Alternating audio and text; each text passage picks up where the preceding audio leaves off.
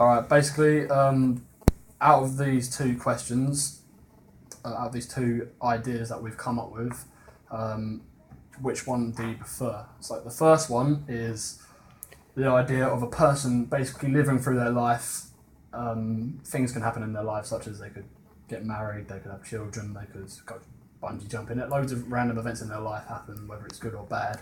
And at the end, they realise that they've kind of woken up from a dream, and basically everything that's happened within this sequence is sort of all a dream. And it kind of asks the audience, what is the question of, is life all a dream? How do we know what's real and what's not? And the second idea is basically a person from a young age growing up, and maybe they make wrong decisions in life, such as like they might do something wrong that they regret, or they might not entirely take life for granted. And at the end of that, they suddenly wake up and realise, wow, I need to take life for granted. Like, I need to sort my life out, that sort of thing. So out of those two ideas, which do you prefer and why?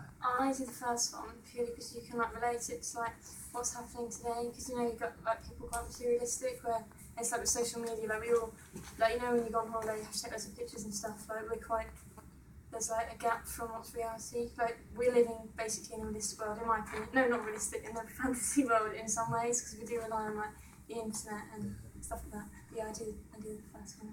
Okay, very good. The second one, whatever sequence we choose, would you prefer to see either a male or female character, and why? I'm slightly sexist, but like, I prefer men. That sounds weird. I always think men will carry it off better. I don't know why, but I say male.